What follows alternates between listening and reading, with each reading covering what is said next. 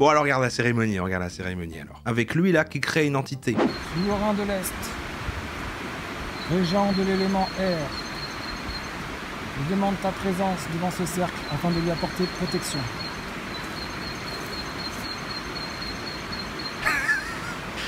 Oh mais... C'est un rituel. Je me demande d'où il le tient, qui lui a appris, est-ce que vraiment voilà, où il invente son truc. Seigneur du Sud, régent de l'élément feu. Vous inquiétez pas, hein, il y a beaucoup de préparation, mais il va avoir littéralement une entité d'eau qui va apparaître et lui parler. Hein. Je sais que là on pourrait se dire, attends, on va quand même pas attendre tout ça pour rien. Non, bien sûr que non. Bonjour ou bonsoir à toutes celles et ceux qui nous regardent en replay. Si vous voulez un jour rejoindre la team live, vous êtes les bienvenus tous les mardis, jeudis et dimanches soirs dès 21h. Bonne rediffusion. Alors, on va parler de magie, mais pas n'importe quelle magie, la haute magie. Oui, la haute magie. La haute magie dévoilée, les secrets des initiés enfin révélés. Oui, oui, des gens qui croient en la magie, et vous savez quoi, on en parlait hein, quand on avait invité Monsieur Viktorovitch dans Mythe, et on en parle souvent aussi, qu'est-ce qui pousse les gens à croire ça? Et en fait, bah c'est logique, c'est un monde plus beau, mais en même temps c'est compliqué et tout, et voilà. J'ai eu un petit déclic tout à l'heure, j'ai écouté un podcast, c'est le Floodcast de cette semaine, et il racontait, oui, à Disney, que sa fille croit réellement que et c'est vrai que je m'étais jamais dit ça, mais les enfants, quand il y a les gens qui sont en mode mascotte, et les enfants, ils croient vraiment que c'est eux, quoi. Putain, c'est vraiment Mickey, c'est vraiment, voilà, c'est vraiment eux, quoi. Mais je spoil pas, ça va, c'est juste ça. C'est un petit fait, hein, petit truc. Et du coup, en fait, c'est fascinant. C'est vrai que les enfants, ils croient qu'il y a le Père Noël, ils croient que c'est des vraies mascottes et tout. En fait, ils n'ont pas la distinction de la vraie vie terre à terre et nulle, en fait, qu'est notre vie. Et le fait qu'en fait, il pourrait exister des choses magiques. En fait, c'est-à-dire que l'esprit critique n'est pas encore à un stade où c'est genre, bah non, ça c'est impossible et machin. Et c'est beau, en fait. Finalement, c'est beau. C'est un peu, cette innocence de, on va croire qu'il y a de la magie. Et en fait, les gens qui sont dans les trucs un peu spirituels, New Age, et qui font des rituels magiques et des trucs, ils ont réussi à garder ça. Donc en fait, maintenant, j'ai complètement changé d'avis. En fait, ce sont des gens qui ont réussi à garder leur âme d'enfant et qui croient juste en la magie. Et en fait, tous ces gens qu'on regarde là et qui croient en ces trucs-là, en fait, je trouve ça beau.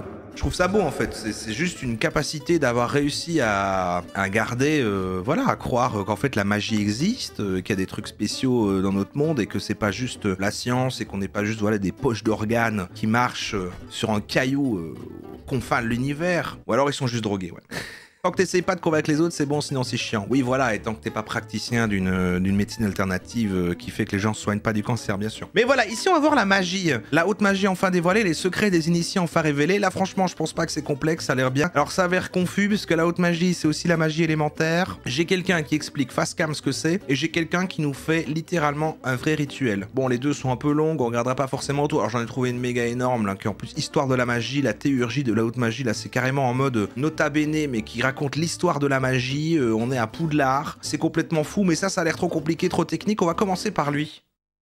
Ouais, vous avez raison, il se drogue. Il y a des choses qu'on ne veut pas que vous sachiez. Des connaissances si puissantes qu'elles dépassent l'entendement et changeraient radicalement la perception que vous avez du monde qui vous entoure. Aujourd'hui, je vais vous révéler peut-être l'ultime clé sur la pratique ésotérique, puisqu'aujourd'hui nous allons parler justement de la haute magie.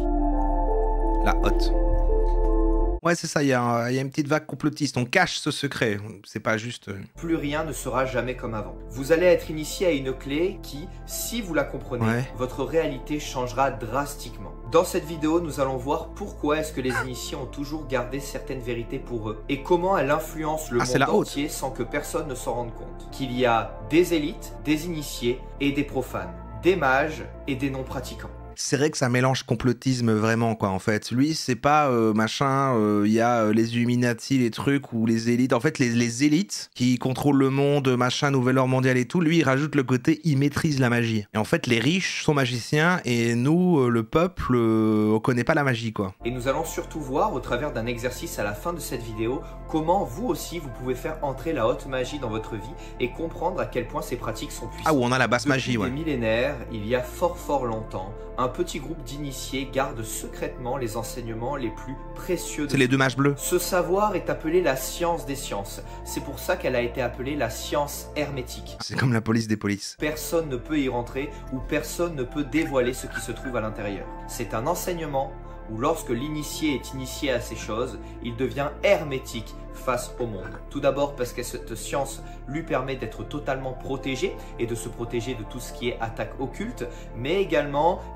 le rend totalement différent dans sa structure énergétique des autres profanes. On revient encore à des trucs d'utiliser des trucs pseudo-scientifiques. Après, on est là, on est sur la haute magie, c'est un truc d'il y a longtemps. Et puis c'est vrai que à l'époque, l'alchimie, la magie, la science, bon bah c'était voilà. Et c'est pour ça que c'est la science des sciences, parce que c'est la haute magie et c'est au-dessus de tout. Et ok. Maintenant que tu as dit que c'était comme les enfants à Disney qui dissocient pas le fantastique de Drake, je ne vois que ça. Bah c'est le même procédé quoi. Et en vrai, si je pouvais être comme ça, je choisirais de l'être, pas vous? Si vous pouviez croire à la magie tel un enfant, je signerais direct. Je resterais tel quel. Je crois déjà en la magie. Ok. Moi franchement, on me dit là maintenant et demain en fait je crois à la magie, bah je trouve ça super. Ça donne vraiment une autre saveur à la vie quoi. Il y a moins le côté, c'est comme être croyant dans tous les cas quoi. Et même une religion plus mainstream ou autre. Enfin c'est, il y a un côté, ah putain il n'y a pas juste rien. Donc du coup les choses ont un sens. La vacuité de l'existence c'est fini. En fait du coup voilà je peux faire des rituels. Enfin ça doit être incroyable. J'aimerais trop croire ça. Oui alors c'est,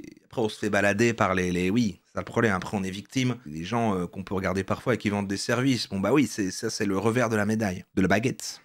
Je resterai tel quel, 65% quand même. Je signerai direct 28% et je crois déjà en la magie, 8%. Ah, c'est bien que vous soyez quand même là. La science des sciences, à l'époque, comprenait très bien que la conscience humaine était due à la divine création. Et donc, en ayant cet atome de création en elle, pouvait elle aussi créer et manifester autour d'elle tout ce qu'elle désirait. Cet enseignement était tellement puissant que c'est pour cela que des confréries initiatiques, des ordres secrets se sont créés pour faire passer justement cette tradition. Cette tradition était aussi tout ça, c'est la haute magie orale afin qu'il n'y ait aucune preuve écrite de ces enseignements, afin que personne ne décide de les dévoyer ou de les dérober. Nous remarquerons que malheureusement, tel ne fut pas le cas puisque rapidement, certaines personnes décidèrent de le mettre à l'écrit. Et cela a donné par la suite bon nombre de dérives. Et ce qui fait qu'aujourd'hui, malheureusement, la pratique de la haute magie est utilisée surtout dans des buts égotiques ou dans des buts de chaos magique, donc uniquement dans un but arriviste pour ce petit ego. Ce qui fait malheureusement qu'aujourd'hui, il y a très peu de magistes qui cherchent le chemin de la théurgie, à savoir le travail avec Dieu. Et il est temps, je pense, que ces choses cessent. Il y a beaucoup trop de lore mélangé, donc ok, donc ça a quand même à voir avec Dieu. Il y a quand même une religion là derrière, et c'est travailler avec Dieu, voilà, sinon il y en a, ils sont un peu égoïstes, ils veulent juste lancer des boules de feu. Je pense qu'il est temps de dévoiler certaines choses qui n'ont jamais été révélées ou uniquement entre deux murmures dans certaines sociétés initiatiques. Tout d'abord, l'un des enseignements les plus puissants, c'est que l'énergie suit l'attention, ou plutôt l'intention. C'est-à-dire que lorsque notre regard est concentré sur quelque chose, sur un projet, sur un objectif ou même sur un objet, l'expression vient même de cet adage, concentré, en réalité, c'est l'énergie même qui est concentrée lorsqu'on se focalise sur quelque chose. Et c'est ça qui est très très intéressant, c'est de voir qu'en réalité, même dans notre langage, les adages de la haute magie sont utilisés sans que nous nous en rendions compte. On ne parle pas ici de la langue des oiseaux, qui même elle distingue la mort de l'âme or, ou de la magie de l'âme qui agit. C'est quoi ça? Mais même dans le fait d'être concentré ou de se concentrer sur un sujet. J'ai déjà entendu la langue des oiseaux. Ils font ça les oiseaux. En réalité, ce n'est pas nous qui nous concentrons, mais c'est l'énergie qui se concentre en notre point d'attention. Là où vous placez votre esprit, l'énergie suit.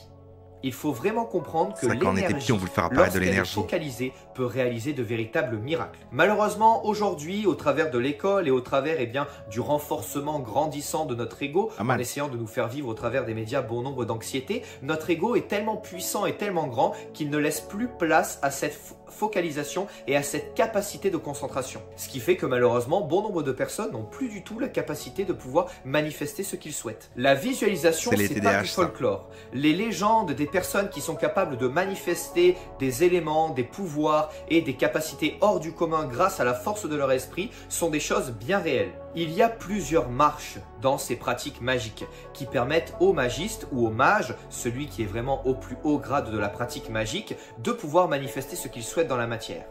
La première marche, vous la connaissez, j'ai déjà sorti une vidéo à ce propos, c'est bien évidemment la magie élémentaire. En effet, la magie élémentaire, c'est la première marche. Voilà, et là on pourrait switcher sur sa vidéo qui est peut-être plus cool, parce que c'est ça, j'hésitais entre les deux, parce qu'il parle de la magie élémentaire aussi. Et là, peut rentrer la question, quel élément vous voudriez contrôler en premier? Parce que c'est compliqué comme débat. On va parler donc de magie élémentaire pas mal d'eau dans les deux premières marches. Premièrement, équilibrer ses propres énergies et ses propres éléments qui nous constituent. Deuxièmement, agir sur les éléments qui nous entourent. Attends, il compte la glace dedans? Il y en a combien? Moi j'aurais dit il y a l'eau, le feu, la terre, le vent. Toutes les légendes, les corps incassables, la possibilité de briser des objets à la simple force de ses mains, le fait de changer la météo, le fait de pouvoir vivre dans des températures extrêmes. Tout cela vient de la magie élémentaire bien maîtrisée.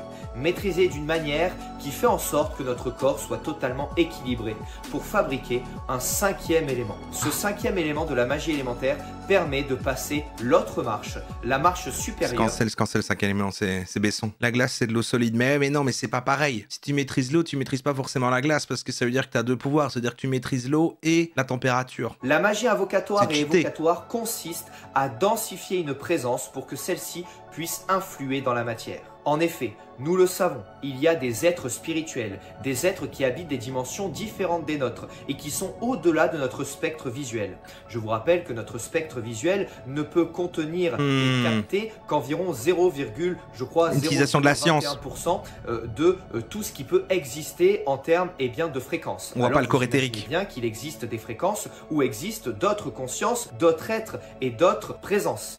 Va nous faire une démo. Il explique ça pendant 15 minutes. Il fait par exemple, regardez, créer du feu. Tout d'abord, impressionner l'ego et prouver, car le doute est l'adage du mage. Le mage doutera tout le temps. C'est des êtres. Que le mage est celui qui pratique constamment. En fait, les êtres, ce sont les mages. Même si demain, en tant pas l'élite, c'est les êtres accompli, vous arrivez à changer la météo, vous arrivez à manifester un esprit devant vous, vous aurez toujours le doute, car celle-ci est afférente à notre structure humaine. Les doutes sont afférents à notre structure humaine, et notre structure humaine est construite avec le doute. En ayant compris cela, nous comprenons pourquoi la magie invocatoire et évocatoire est extrêmement importante, puisqu'elle permet de faire conserver la foi du mage et du magiste. J'avoue, recevoir un mage dans Mythe...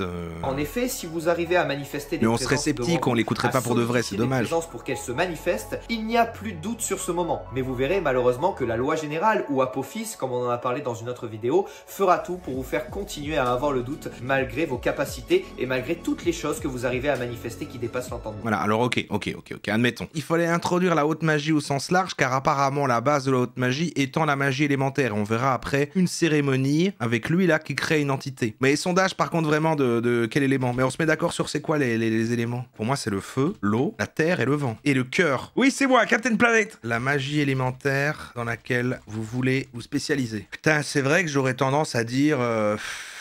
Donc on crée de la matière, on n'est pas juste à la contrôler, c'est-à-dire qu'on peut créer de l'eau. Si on peut créer de l'eau, on résout beaucoup de problèmes dans le monde quand même. Le feu, ça me semble dangereux. Alors c'est super, hein, mais pour moi c'est plus un pouvoir de méchant. On peut faire des dégâts sans le faire exprès si on ne maîtrise pas bien sa magie. La terre, c'est nul. Voilà, c'est nul. Ouais, c'est quoi? Tu fais de la terre. Voilà. Il faut trouver quelqu'un qui maîtrise l'eau et puis vous mélangez les deux, ça fait une terre un peu molle et puis tu fais un buste. Le vent, c'est pas mal. Le vent, il y a un peu un côté tu maîtrises la force, tu peux pousser des objets. La tchol, c'est du béton. Ah, c'est l'eau qui a gagné, ouais. Bah ouais. Non, mais je comprends. Moi, je suis entre l'eau et le vent. C'est pas clair, je sais pas. Eau et vent. Et ceux qu'on... Parce que la Terre a quand même eu 21%. C'est le feu qui est dernier, quoi. Ça, je trouve ça fou. Le feu est dernier. Pourtant, c'est quand même le plus stylé en surface, c'est le feu. Mais voilà. Le vent prout. C'est vrai. Non, mais c'est vrai. Bon, alors, regarde la cérémonie. Alors aujourd'hui, on part en balade. Je vais en profiter pour vous présenter une pratique qu'on peut réaliser avec les 4 éléments. C'est une pratique magique. Donc qui dit magie, dit on appelle la présence du divin avant quoi que ce soit. Il y a Dieu quand même dans tout ça. Alors les éléments, qu'est-ce que c'est que les 4 éléments? Les 4 éléments, c'est le feu, l'air, l'eau et la terre. Ouais, ok, j'étais juste. Ah oui, l'air, il appelle, ouais, pas le vent. Ouais, l'air. Ouais. Ok. D'où ils proviennent? Eh bien, ils proviennent de l'énergie primordiale originale. Voilà, les 4 éléments sont des différents niveaux de densité de cette énergie, avec différentes caractéristiques propres à chacun. Je vais donner un exemple. Pour le feu, il faut poser des montagnes. Comprendre qu'une de ses caractéristiques principales, ça va être la chaleur. Et une seconde caractéristique, ça va être sa tendance à l'expansion. Par exemple, pour l'air, ça aura une tendance à alléger. Et ça a aussi un rapport avec l'intellect, tout ce qui est pensée, idée. Ah. Faire du lien entre les choses. Pour l'eau, ça aura tendance à refroidir, à condenser les choses. Ah, il a vraiment mal vendu l'eau, quoi. Là, on sent que lui, il aime l'air. Enfin, vraiment, l'air, il a beaucoup plus vendu. Il a fait. Et les autres, il a décrit les éléments, il a dit, et l'air, c'est pour les malins, comme moi. Donc, supposons qu'une personne m'ait fait part de ses petits soucis de la vie quotidienne, et qu'elle ait l'impression qu'il y a des choses qui soient récurrentes, ouais. Et qu'elle souffre quelque part d'un certain déséquilibre. Et c'est comme ça que les magiciens gagnent de l'argent maintenant. C'est vrai que c'est compliqué, quoi. Il n'y a pas de guerre contre des grands seigneurs. Tu peux pas lancer des boules de feu pour... Voilà, donc c'est vrai que maintenant, les mages, à pas vendre tes services avec quelqu'un qui dit en ce moment je dors mal, bon bah t'inquiète, je vais faire un petit rituel. Ils sont sous-exploités pour moi, là. C'est vraiment... imaginez Gandalf aujourd'hui, ici, sous-exploité. C'est vrai. En discutant avec elle, en approfondissant la conversation, j'ai pu me rendre compte qu'il y avait effectivement soit un excès, soit un déficit d'un élément. Et donc j'ai deux options, soit je la forme, elle se rééquilibre elle-même.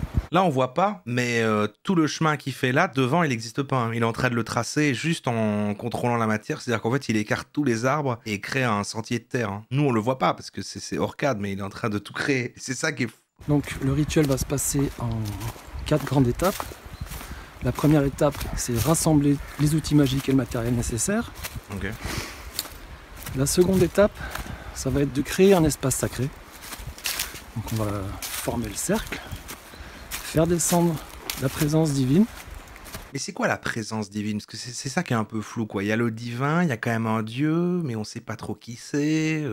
On va invoquer une divinité, donc là c'est monothéiste, il y a qu'un seul dieu. Il va l'invoquer ici, là, pour une vidéo YouTube. On va commencer à générer l'entité, à la former. Ça peut être un élémentaire. C'est vrai qu'on avait vu les esprits de la nature, ils parlaient des farfadets, des trucs comme ça, mais ils parlaient beaucoup des élémentaires, et c'est vrai que c'est des entités basées sur les éléments. Est-ce qu'il y a un lien avec la haute magie cérémonielle? On va définir aussi le mode de dissolution et sa durée de vie. Et ensuite, on va projeter l'entité. Et on va la laisser agir librement, qu'elle ne se sente pas entravée, en totale confiance. Il va super loin pour ça en tout cas. Que l'objectif est atteint, on pourra la dissoudre. Dans cet exemple, donc, il s'agit d'une personne que je connais bien, depuis longtemps, que j'ai vu évoluer, que je connais dans son milieu professionnel. C'est vrai qu'on dirait que le micro est plus proche de ses pieds que de sa bouche. Elle a envie de faire plein de choses, elle sait ce qu'elle doit faire, elle a la volonté de le faire, elle sait comment y arriver, elle a l'intelligence pour le faire. Par contre, elle manque cruellement de vivacité. Elle est en mode, elle est en pause, un peu comme la nature en hiver. Donc, le rituel va consister à rééquilibrer sa part d'eau en elle pour lui rendre sa vivacité, sa fraîcheur qu'elle a perdue. Ok. Et on va créer une entité d'eau en rapport avec l'élément eau. Ok. Donc, une ondine. La source à laquelle je voulais puiser mon eau est tarie en ce moment. Du coup, je vais puiser l'eau directement. Petite vibe en vrai. Ouais, moi, ça rejoint un peu plus le côté les sorcières, les trucs, les sorcières modernes, là, machin, les rituels, comme avait été le salon où avait été le prêtre, là. Ah, j'aime bien parce que le lore est sympa, quoi. C'est pas... voilà, on n'est pas sur les trucs un peu... C'est New Age, hein, certes, mais bon, je sais pas, voilà. C'est peut-être... Bon, il y a un côté RPG qui est sympa. Un endroit où elle est vide. Et je vais mettre cette eau dans un petit... Par contre, il a un vrai costume de mage. Hein. Faut le trouver le jour même. Avant de commencer, je vais faire quelques minutes de méditation, histoire de ne pas transmettre d'agitation propre à l'eau. Vous avez vu, il a réussi à stopper le son de l'eau et de tous les éléments pendant qu'il médite.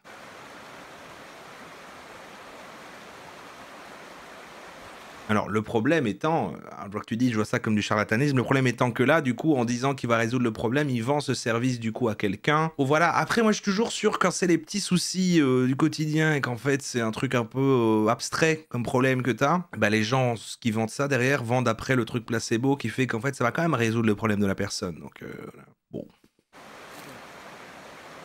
Oh putain, il a une vraie petite fiole de magicien, ça c'est... Donc avant de commencer, on s'assure d'être bien orienté. C'est une vraie potion. Est. On va poser son hôtel à l'est. Je gagne 25 PV. On va allumer le symbole de l'élément feu. Le charbon. Ensuite, on finit par démarrer. Il a un tout petit chaudron, j'avoue. C'est le plus petit chaudron du monde. On a l'élément eau avec la fiole et l'élémentaire. Quelques grammes d'encens. Ok. C'est pas mal que ce soit un peu imagé, qu'il fasse une démo de rituel. Attends.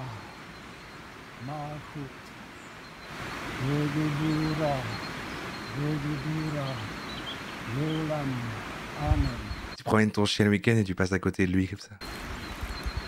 Au nom de l'Éternel, et par le Christ, qui est le Verbe. Ah, c'est le Christ. Délimiter l'espace sacré, afin que le chaos ne puisse perturber ce travail magique. Ata, Mahut, Vedebura, Vedebura. Il y a des cuts en plus, ça dure peut-être des heures. Souverain de l'Est, régent de l'élément air, je demande ta présence devant ce cercle afin de lui apporter protection.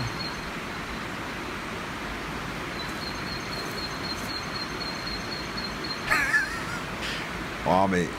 C'est un rituel. Je me demande d'où il le tient, qui lui a appris, est-ce que vraiment, voilà, où il invente son truc. Seigneur du Sud, régent de l'élément feu. Ah, il se tourne vers les... D'accord, les 4... ok, nord, sud, ouest, machin, et en fait ça correspond à un élémentaire. Je demande ta présence devant ce cercle, afin de lui apporter ta protection. À ma gauche.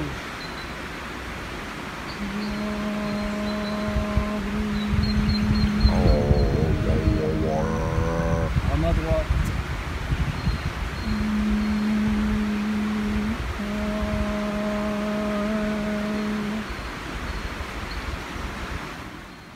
Ah, tout du long, il a... Le cercle est maintenant formé. Nous sommes dans l'espace sacré, la présence divine est descendue. Et nous allons maintenant méditer pour créer notre entité. Dans un premier temps, nous allons créer le nom de cette entité. On peut utiliser un mot en rapport avec l'eau, une racine, dans une autre langue par exemple. On peut utiliser l'eau, en hébreu ça se dit mime. Je suis un peu dedans, mais tu vois, c'est comme quand on a vraiment vu les sorcières, quoi. C'est le côté qu'il y a des petits rituels, des petits objets, des petits trucs. Bah, je comprends, c'est trop fun, quoi. C'est voilà, c'est pareil pour moi. Il a gardé il a gardé une âme d'enfant, quoi. Il est là comme ça, il fait brûler son petit truc dans son chaudron, il récite des formules. On voudrait tous faire ça au fond. On a tous envie de faire ça. On va faire émerger et se concentrer de l'élément eau. Alors, si on voulait travailler pour ça, on ferait entrer cette eau en soi. Moi, j'ai envie. Et là, on va la former à l'extérieur de soi. Donc on va visualiser la forme qu'on va donner à l'entité.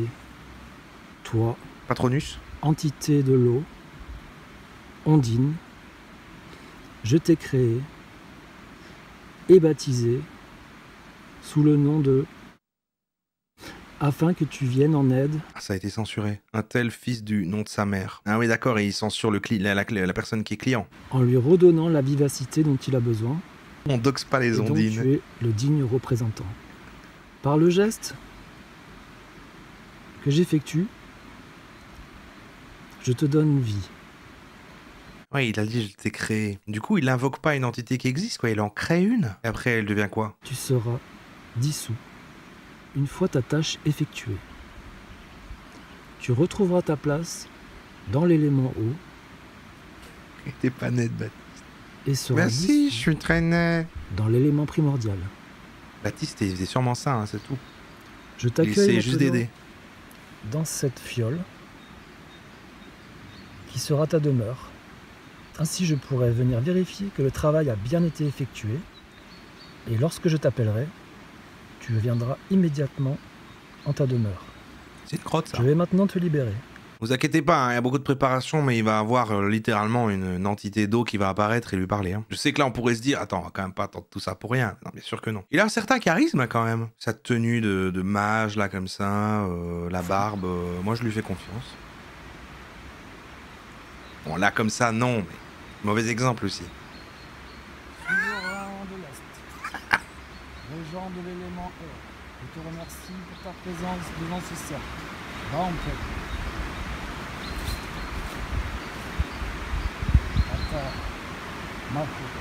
Je crois, parce que c'est souvent la question, est-ce que voilà, lui je pense qu'il y croit, il y croit lui-même à son truc, mais justement c'est le cas de beaucoup, hein, je crois, parce que du coup c'est ça qui fait qu'il y a une partie de plaisir aussi, et puis... Au nom de l'Éternel, et par la puissance du Christ et le Verbe, je dissous ce cercle, afin de revenir dans le monde profane. Nominatrice, C'est marrant qu'il y ait autant de... Il y a vraiment du christianisme là-dedans, finalement. Et pourtant, le prêtre Paul Adrien dirait que c'est païen, justement, comme quand il va chez les sorcières, etc. Mais du coup, là, il intègre ça, et pourtant, c'est un petit peu... Ça va à l'encontre, donc c'est assez intriguant. Je connais pas assez pour voir comment est-ce qu'on mélange les deux, mais après l'autre, il mélangeait bien ça avec Odin.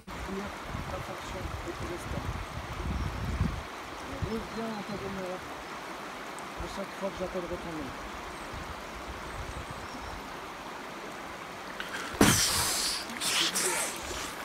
Oui, c'est moi. L'entité que tu as invoquée.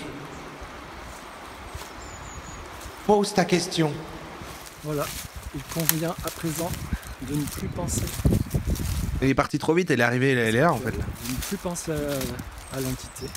Bah, il l'a créé pour aider quelqu'un, rééquilibrer l'eau dans la personne. Mais je crois que c'est un truc qui fait que quand ils vont aider quelqu'un, en fait, suivant le problème de la personne, il va dire ça c'est plutôt, il va dire ça va vers un des 4 éléments pour justifier un peu le bazar. Et là, bah a priori le problème de la personne, même si ça il a été flou, ça se résout en rééquilibrant l'eau. Et donc il a fait une invocation d'eau, même s'il a mis un charbon symbole du feu dans un petit chaudron et qu'il a parlé aux 4 directions et aux 4 entités. Donc c'est pas clair. Mais... Ouais, avec la capuche et les petits sacs en bandoulière, c'est récupère en... Gandalf! Bon bah voilà. Bah écoutez, en fait j'avais plein de trucs, c'est pas mal la haute magie, on a pu voir la magie élémentaire. La haute magie, c'est la notion que c'est la haute, donc c'est les élites. Il y a plus la notion de, comme lui l'expliquait, qu'en fait les élites connaissent la magie et en fait c'est caché à nous, aux moldus. Et c'est basé sur quelque chose d'avant tout élémentaire que lui en fait maîtrise, donc est-ce que c'est une élite ? Lui, c'est l'élite. Mais il y a lui qui est vraiment histoire de la magie, arcana, les mystères du monde. Et lui, c'est technique. Hein. Non, on va pas rester parce que c'est... Mais regardez, je vous mets que le début parce que ça avait l'air bien, mais c'est trop long, quoi. 32 minutes. Mais lui, c'est technique, c'est vraiment l'histoire de la magie, quoi. C'est vraiment classifié.